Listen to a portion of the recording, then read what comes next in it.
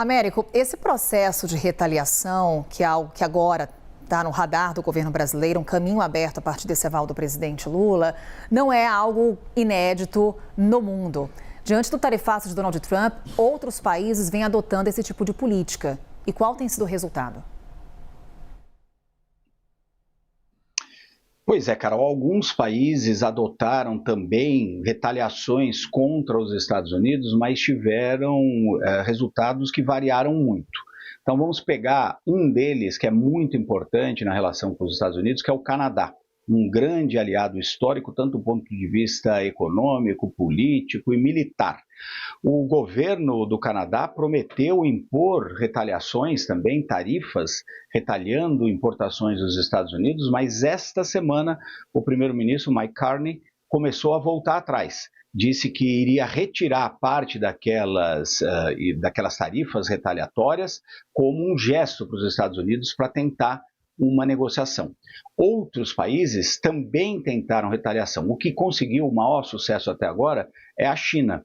A China bancou a aposta, o presidente norte-americano chegou a ameaçar tarifas de 145% sobre importações chinesas e os chineses responderam, dizendo que então eles iriam também colocar as tarifas a mais de 100% para importação de produtos americanos. Isso levou os americanos para a mesa de negociação.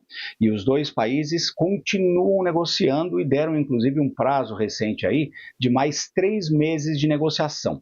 Isso por conta dessa reação chinesa. Agora, claro, a China é a segunda maior economia do mundo, tem muitas forças econômicas ali para poder resistir às pressões americanas. Mesmo assim, Carol, as tarifas que são impostas neste momento pelos Estados Unidos aos produtos chineses já chegam a 30%, isso no meio das negociações. Então o cenário neste momento já é de tarifas de 30%.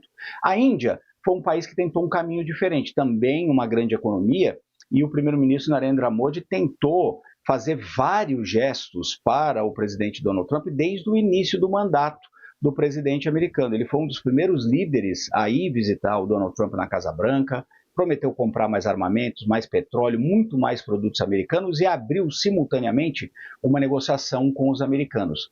Muito diferente, por exemplo, das críticas que se colocam ao presidente Lula. Mas o que o Modi conseguiu? Mesmo tentando agradar o Trump, chamando o Trump de amigo, visitando o Trump na Casa Branca, nada. Os americanos impuseram exatamente as mesmas tarifas que contra o Brasil, 50%, usando inclusive a desculpa de que a Índia está negociando muito com a Rússia para impor tarifas extras de 25%, dando um total de 25%. Outros países tentaram caminhos diferentes, tentaram simplesmente o caminho da negociação e abriram mão de muitas coisas, conseguiram acordos ruins.